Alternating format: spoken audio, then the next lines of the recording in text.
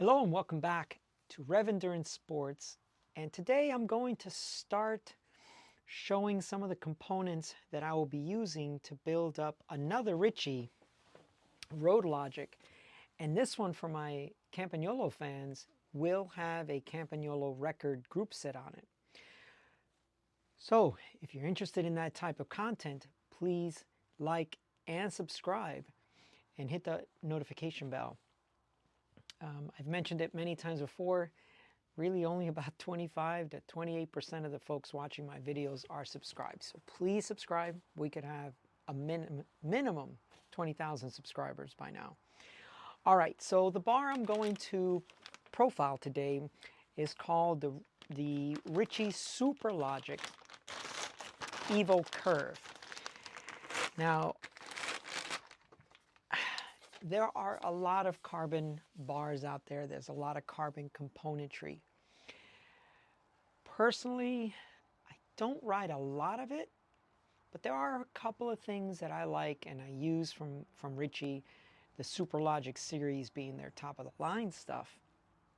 And it has served me well for many, many years. I've not broken a seat post yet. I've not broken handlebars yet. So for the time being, I still feel confident recommending those carbon components to my customers.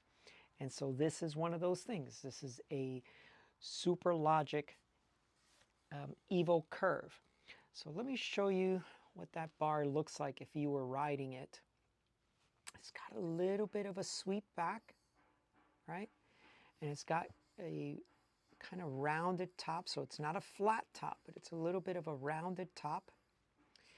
And for some folks that are trying to reduce the amount of reach, you know, if you're riding a disc brake bike, the shifter bodies are quite long. And so the reach for this bar, and reach is basically draw a center line across like that, and then to here, right? So draw a center line and then measure this part here. That's 80 millimeters, yeah, 80 millimeters. As I mentioned, that little sweep back, it's not much, but it's 4 degrees. And then the drop is 130 mil, all right? So I like this part of the bar right here if I'm in the drops and, you know, basically staying there for a little while. It's just got a nice curve. And then I also like that it's got a flattish type part here. Now, I do want to show you that it does have internal routing, but generally I bypass that. When I built Jesse's bike, I bypassed it. I mean, the whole point of riding a Road Logic is that you don't have all of these things that make it mechanically difficult to work on. So you want the external cable routing, you want the threaded bottom bracket, you want all those things. So then routing your housing for your brakes and your shifting through those ports, it's just counter to the whole idea of riding a rim brake externally routed, right? Because the cables and housing do not run through the frame. They have cable stops on the outside, right? So I really like this bar, and I have it on at least two or three bikes, but you know, it's a $300 bar. So even as a shop owner, I'm not going to have it on, you know, all my bikes. But the 4 degree sweep, and why that is nice, is that when you're riding the bike, the further you open your arms, the longer that handlebar is away from you, right? So if you're let's do this. If you're holding the stem or holding the handlebar by the stem, that's going to be a really short distance. But for most bars, once you start bringing your arms out, you know, you are further away from your shift, from your controls, your shift and brake levers. So that's why that nice little sweep is nice. You have an alternate hand position when you're climbing. You're here, you can be mid or all the way out to here. So it's just nice to have a little bit of sweep back. A lot of mountain bike bars do that, right? Some, they'll have the rise, right? So here's the stem here, and it'll rise up like this, and then the bars start to sweep back. You know, when they're pretty wide, right? So your arms would be, oops, I'm out of the picture. Your arms would be pretty spread out. So it's nice that they sweep back towards you. This is a fairly light bar. I want to get away from just all this constant conversation about weight, but it's out there, people ask about it. But if you want to save the money on the $300 ticket, hang on, I'll be right back. You can go with the Skyline bar. The Skyline is made, I believe, in two versions, like a regular, like comp, and then there's a WCS version. Now, I originally ordered this for Paul, and I'm going to send it back, but for the time being, I can shoot a quick video. And you could kind of see, this being the carbon one and this being the alloy one, you can see that they are very, very, very similar. All right, I'm going to put the carbon one on top. Well, let me put it behind. So the only real difference is this has a little bit of a flatter part here when you're in the drops, right? But it's very, very similar. So if you wanted the same type bar, carbon one on the bottom, then you could get the Skyline and it would be very, very similar. So we'll set the Skyline bar down for the time being. Like everything else, you know, you just got to be careful when you're torquing the stem on here. Now, Ritchey has several stem clamping degrees.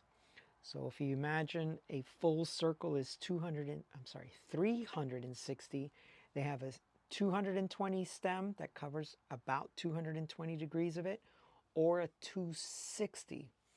So their top end Super Logic stem C260, you know, it takes a little bit of finagling to get that stem on there because it's 260 degrees, and then the faceplate is only 100 degrees of that. And why would you want that? Well, because with most traditional stems, what you have is about 180 degrees of coverage with the stem body, and then clamping another 180 degrees. So that creates a stress riser here and here, right? Because you're pinching the bar there. With a C220 and then of course the C260, that bar, more and more and more of it is covered and nestled in to that stem. So that prevents, in my opinion, you know, having a stress point. The plate is really small. It's only 100 degrees of coverage. And I've been really happy with those stems. Also, you know, when you do these bars, just a pro tip for today, make sure that you put some carbon paste on there. And carbon paste, it's kind of like a lube, and then it has like a gritty component to it. So you get more purchase on your stem faceplates, stem body and stem faceplate, so that you don't need to over torque something. Please get a torque wrench. Oh, that reminds me, I got to get Paul a torque wrench.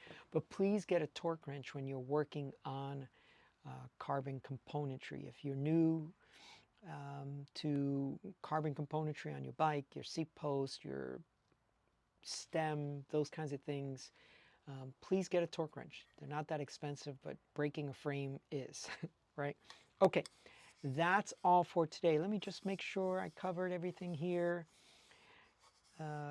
80 millimeter reach, 130 drop. Oh, something that is barely noticeable, it has a 2-degree flare out. So again, barely noticeable. So, but I thought might as well cover it.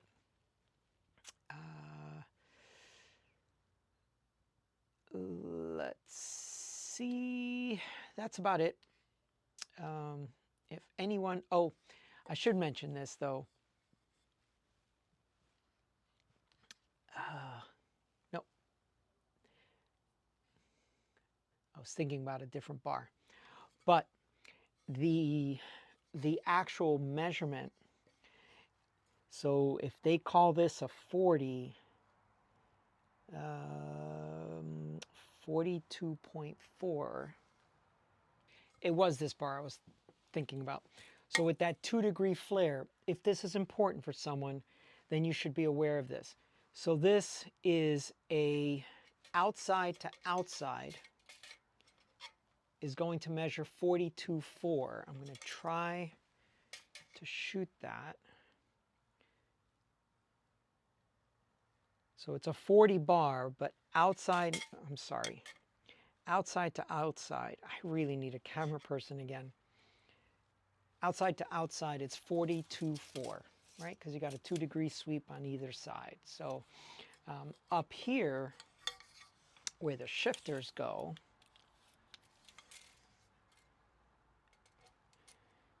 that measures, I'm trying to do center of the bar there.